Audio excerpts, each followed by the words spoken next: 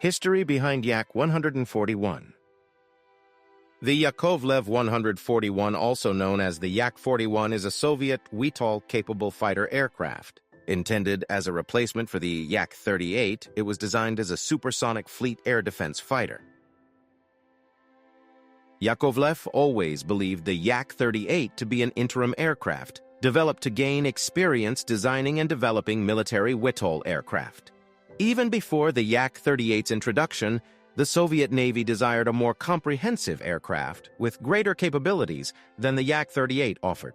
The result was a design contract offered to Yakovlev in 1975. Unlike the Yak-38, this aircraft had to be able to sustain supersonic speed. Maneuverability, radar, and weapons loads were expected to be similar to those of current frontline fighters, such as the Su-27 and MiG-29. Because of the importance and complexity of the project, Alexander Yakovlev assigned a large portion of his experiment and design bureau to the development of the new VTOL fighter, with no fewer than 10 chief engineers working simultaneously on what was called Product 48. Over 50 designs were studied with one key problem: designing an aircraft with both vectoring thrust and an afterburner, which was essential for sustained supersonic speeds.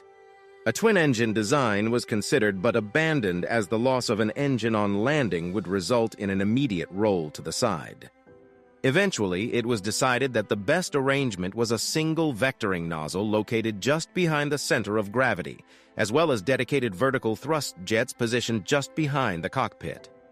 All three engines were controlled through an interlinked digital system, which was capable of controlling both engines' startup as well as modulating the thrust of all three engines during landing and hovering flight.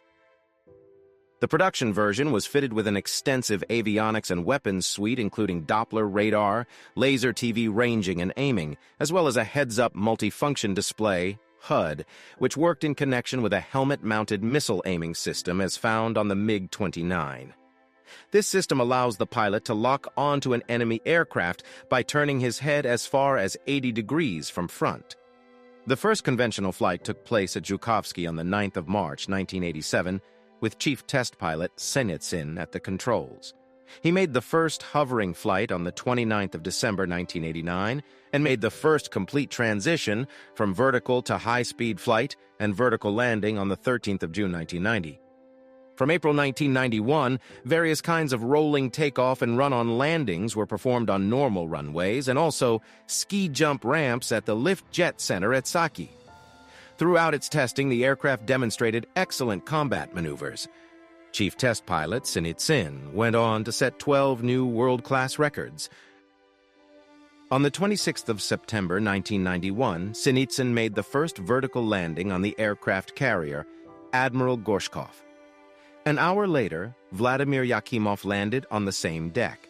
The pilots would go on to make 8 flights from the ship until Yakimov made a hard landing on the 5th of October. The undercarriage ruptured a fuel tank, causing a serious fire. After almost 30 seconds, Yakimov ejected successfully and was rescued from the sea. The aircraft was later repaired and placed on display. That same month, the Soviet Navy announced that no further funds were available to continue the program. The factory at Smolensk had anticipated this and had not constructed the tooling for production. Overall length is 18.36 meters and wingspan of 10.1 meters and height of 5 meters, empty weight of 11,650 kilograms with maximum takeoff weight of 19,500 kilograms. The power plant include one Soyuz R-79 V-300 afterburning vectoring nozzle turbofan and 2 Rybinsk RD-41 turbojets. Maximum speed of Yak-41 is 1,800 kilometers per hour, with a rate of climb of 250 meters per second and range up to 2,100 kilometers with service ceiling of 15,500 meters.